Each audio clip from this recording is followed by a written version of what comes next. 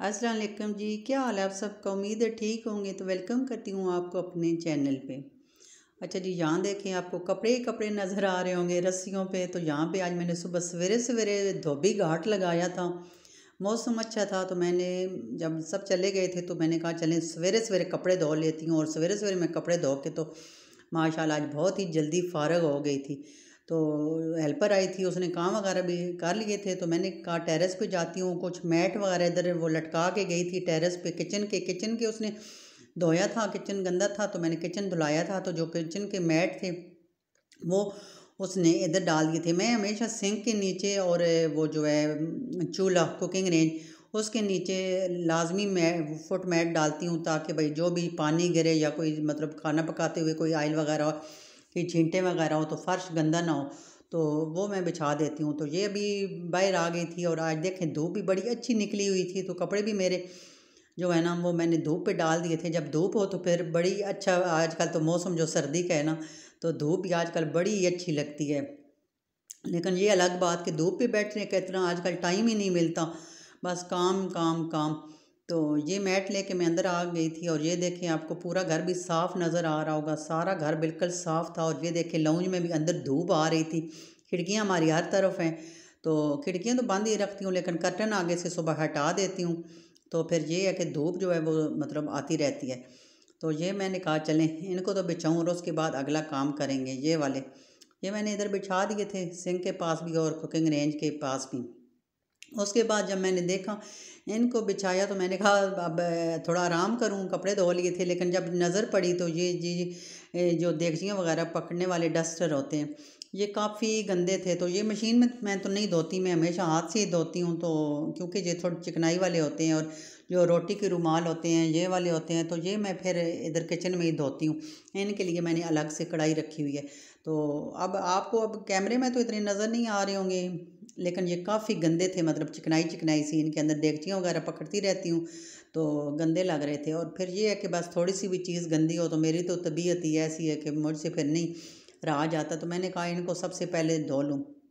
अच्छा, अब यहाँ पे मेरी कढ़ाई को इग्नोर कीजिएगा, ये मेरी कोई कुकिंग वाली कढ़ाई नहीं है, ये बहुत पुरानी हो गई थी। तो अब इनको मैंने ये सिर्फ जो रोटी वाले रुमाल हैं और ये जो देगचियाँ पकड़ने वाले डस्टर हैं इनको मैं इन धोने के लिए इस कढ़ाई को यूज़ करती हूँ।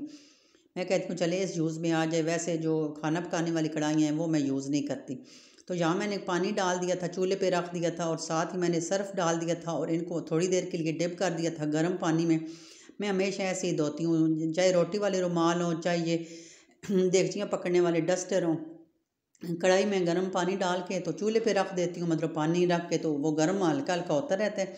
और सर्फ डाल के तो साथ ये डस्टर भी डाल देती हूँ। तो फिर जब जो सारी चिकनाई होती है वो इनके अंदर चली जाती है मतलब पानी में, और ये जो सारे मतलब अच्छी तरह से साफ़ हो जाते हैं। उसके बाद वो पानी सारा गिरा के फिर ऊपर से ये सिंक में इनको डाल देती हूँ और ऊपर से सर्फ साफ़ वाला डालती हूँ और इनको मलती हूँ। तो ये बहुत ही अच्छे जो है ना वो साफ़ हो जाते हैं। आपको नज़र भी आ रहे होंगे एक एक ये बिल्कुल मतलब इनके कलर निखर आए थे और बहुत अच्छी तरह से साफ़ हो गए थे।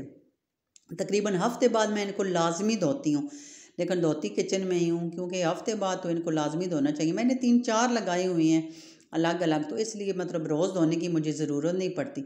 तो यहाँ पे मैंने सारे पे देखें धो लिए थे और फिर मैंने कहा अभी फिर इनकी ज़रूरत है तो इनको छत पे लेके जाती हूँ। तो छत पे अच्छी धूप है तो इनको छत पे डालती हूँ तो बहुत ही जल्दी मतलब ये खुश्क हो जाएंगी। और साथ ही रोटी वाले रुमाल भी थे, उनको भी उसी तरह पानी गर्म करके कढ़ाई में तो सर्फ डाल के तो इनकी भी धो लिया था। इनकी भी चिकनाई वगैरह सारी निकल गई थी, क्योंकि मैंने कहा चलें आप लगी हुई हूँ तो दोनों काम जो है ना वो इकट्ठे ही कर देती हूँ। रोटी वाले रुमाल भी धो देती हूँ और ये जो डस्टर हैं वो भी धो देती हूँ। तो यहाँ पे बहुत अच्छी धूप थी, फिर मैंने इनको इधर ही फैला दिया था।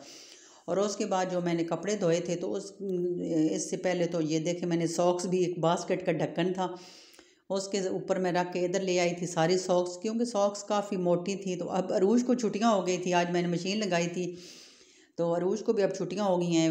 मतलब तकरीबन 1 वीक से भी ज़्यादा ही हैं। 1 जनवरी को इसने जाना है। तो मैंने कहा चले एक बार अरूज के सारे मतलब जो कपड़े वगैरह हैं ना वो धुल जाएंगे। तो काफ़ी मोटी उसकी भी सॉक्स थी, हस्बैंड की थी, बड़ी बेटी की, मेरी। तो वो सॉक्स मैंने इधर छत पे इसमें डाल दी थी। मैंने कहा यहाँ पे रहेंगी तो फिर बहुत जल्दी जो है ना वो खुश्क हो जाए धूप में। तो ये है। उसके बाद मैं नीचे आ गई थी, फिर उसके बाद मैं ख़ुद नहाई थी। तो फिर अरूश भी मतलब आने वाली थी, तो मैंने कहा चले हांडी बना लेती हूँ। तो हांडी में मैंने फ्रिज खोला तो कितने अरसे की हमारी पालक पड़ी थी, बॉयल पालक। तो मैंने कहा चले आज बॉयल पालक ही बना लेती हूँ, लेकिन वो थोड़ी थी, इतनी ज़्यादा नहीं थी। तो मैंने कहा चलिए चिकन पड़ा हुआ था फ्रिज में, चिकन ही होता है, तो मैंने वो मसाला सा बना के जिस तरह हम बनाते हैं सारा मसाला, तो चिकन डाल के उसको अच्छी तरह से भून के तो ये मैंने पालक डाल दी थी। और ये देखें थोड़ी सी भी पालक और थोड़ा सा आप चिकन ले लें, आलू ले लें, तो बड़ी मज़े की बनती है। तो यहाँ काफ़ी देर मैं इसको भूनती रही थी और अब मसाले में ये देखें भून के तैयार हो गई थी। तो हांडी भी हमारी बन गई थी। उसके बाद हमने बच्चे भी आ गए थे, हस्बैंड भी, खाना वगैरह खाया, नमाज़ पढ़ी। उसके बाद जी आज हमने जाना था हॉस्पिटल, क्योंकि शुगर के पेशेंट हैं हम दोनों, तो चेकअप के लिए जाते रहते हैं। तो आज हम जब CMH में जाते हैं तो CMH में पहुँचे तो हमें पता ही नहीं था कि हमारे जो डॉक्टर हैं शुगर के, उनकी ट्रांसफ़र हो गई है मुल्तान के, मेरे ख्याल में कि उधर ही। तो फिर दूसरे डॉक्टर कोई देखना था, तो लेकिन फिर हम यहाँ से देख रहे थे कि कौन सा जो है मेडिकल स्पेशलिस्ट सबसे अच्छा है। तो फिर यहाँ पे ब्रिगेडियर डॉक्टर थे, वो पता चला कि वो सबसे अच्छे हैं। फिर हम उनसे चेकअप के लिए गए।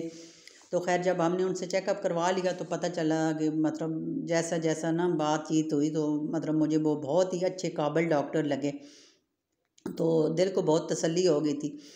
तो लेकिन उन्होंने हमें बहुत ज़्यादा मतलब ना टेस्ट वगैरह बताए थे। तो यहाँ पे फिर वो जो जिस तरह से पर्ची वगैरह बनवानी होती है, तो दवाइयाँ वगैरह उसके बाद उन्होंने हमें लिख के तो अभी नहीं दी। उन्होंने कहा अभी दवाइयाँ तो बिल्कुल भी नहीं लिख के दूँगा, क्योंकि फ़र्स्ट टाइम उनके पास आए थे। उन्होंने बहुत सारे हमें टेस्ट लिख के दिए थे, कैल्शियम का था, इसका थोड़ा बहुत मेरा थायराइड का मसला है उसका था। तो काफ़ी उन्होंने मतलब टेस्ट वगैरह लिख के दिए, तो वो करवाने थे, लेकिन वो खाली पेट करवाने थे। शुगर का भी जो था 3 महीने का जो होता है, तो वो फिर अब तो शाम हो गई थी, तो अब वो नहीं हो सकते थे। तो फिर हमें दूसरे दिन सुबह आना था, तो खैर हम घर आ गए थे।